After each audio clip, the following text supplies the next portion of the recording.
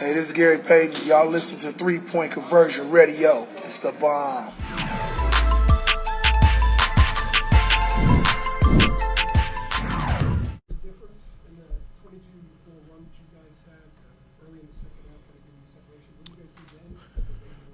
I just thought we were really good defensively, with the exception of like a 7-minute stretch in the first half. I thought we guarded better than we've guarded all season. Georgia Tech is a very difficult team to defend because they have unbelievable skilled players, and the movement in their offense, it makes it hard to stay with players because you got to see man in ball at all times, and you got to stay disciplined and focused. And I just thought we were really, really good defensively. In the second half, we were fantastic. Leaky Black, it's going to be hard to find somebody in the country that's defending better than Leaky. And Ant Harris was somebody that didn't get into the game on Wednesday against Michigan, and his number was called. He was fantastic in his 14 minutes defensively, and I was just so proud of the team, how the toughness and the grit, the will and the want to. One of the things that we talked about all week was validating our performance on Wednesday with a good performance here on Sunday, and I was very, very proud of them. Hubert, your players talked about that validation aspect, so you really pushed that this week. What was the purpose? It was because, Wednesday was we played very well, but it didn't mean anything if we didn't show up and play well again today. And what I talked about is, Carolina basketball is, a lot of people came up and after Wednesday's game and they said, wow, that was Carolina basketball. That was a Carolina win. And I told them, I said, Carolina basketball is showing up on Sunday every time you step out there on the floor. And that I gave them the definition of validation in terms of proving. And I said, prove to yourself, prove to this program, prove to people that the way that you played defense and the energy and the effort and the way that you shared the basketball on Wednesday night wasn't a one-night thing, that this is who we are, this is our team. And I just kept talking to them about that throughout the week, and I'm just really proud of them, their effort today.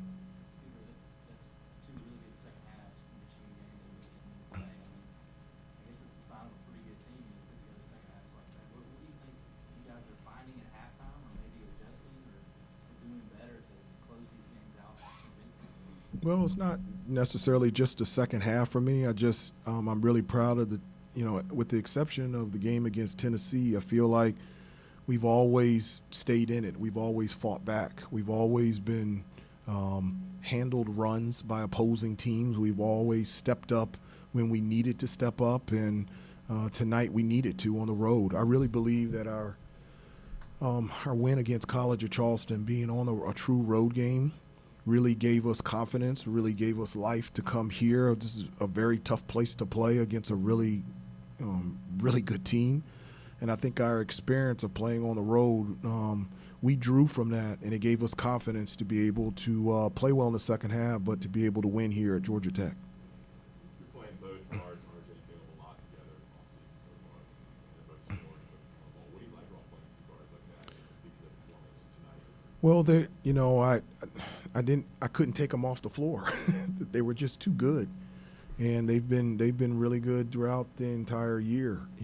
One of the reasons that I love playing 2 point guards, before I got into coaching, I never looked at it that way. And then we had Joel Berry and Marcus Page, and I said, wow, that's pretty good. That's nice to have 2 ball handlers out there that you can never be pressed, you can never be taken out of your offense, and you got multiple playmakers that can make plays for your team. And that's what we have in RJ and Caleb.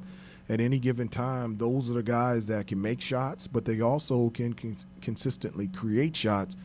And I think tonight they had 10 assists to maybe 3 or 4 turnovers. It was a 2-to-1 assist to turnover ratio, 4 turnovers. And so, from your lead guards who have the ball in their hands a lot and they're taking care of the basketball, distributing and not turning the ball over, they've been great all year, and I'm very, very proud of them. To allow a 19-2 run on the road in ACC play, still win a game, what kind of extra layer of something you guys have to be able to deal with that? Well, this I've said before that it even goes past, having a sense of validation for this team and for this program. I've said before that there's there's a sense of urgency with this group to be relevant. You know, they're tired of hearing about my stories and Coach Mays and Coach Lebo and Coach Sullivan about winning on the road in the ACC and making big shots and making big plays. They want to have their own stories and their own testimonies. And one of the things that I talked to them about before the game is that one of the things that I was so happy about on Wednesday was that it wasn't a story of mine or any one of the coaches. Like, they got to see and they got to personally experience their own stories, their own testimonies, their own memories after Wednesday's game. And so they're building on that after winning today. And so that's the thing that I'm really happy for them about. Hubert, after those games in Connecticut, you were talking about what was going to change and everything.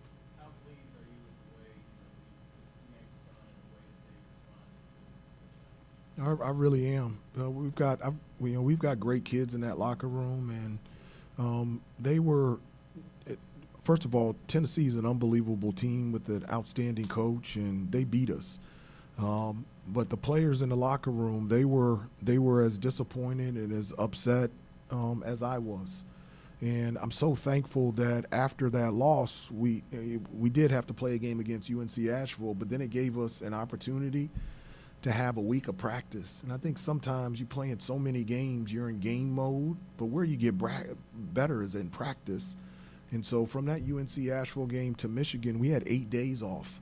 And even though that it was, during the Thanksgiving break, we had an opportunity just to reinforce our foundation and build principles that we had talked about all summer and all preseason. And we were able to get back to our foundation. So I'm really thankful that we had those 8 days, not to have to really prepare for a game, that we could practice and get better at the things we needed to improve on. Take one more if there is one. Hubert, Ricky and Anthony both spoke about the impact of the positive praise and how it's affected them. In terms of your coaching style, philosophy, is that intentional? Is that just who you are? How would you describe it? That is intentional. I love to encourage. I think it's important to encourage people. I don't think you don't have to look very far to get somebody to be critical of who you are. And it's all filtered through my own experience. I remember growing up and everyone, you can't play at Carolina, you can't do this, you can't do that. And growing up, I had two people that said you could play at North Carolina. It was my dad and my football coach. That's it. And so, I love to encourage. I love to build people up. And I like to hold everyone, the players and myself, accountable. But it's amazing what can happen when you just encourage somebody, when you tell somebody good job or I really appreciate your effort. It just lights people up. Everybody needs it. And I really, a part of my coaching, a huge part of my coaching is encouraging the players. I tell them that when we watch film, I want two things to happen. One, to learn, and two, to encourage. We never watch film to call somebody out. I even stole something from Monty Williams, who's the head coach of the Phoenix Suns. I played with him 2 years at the New York Knicks.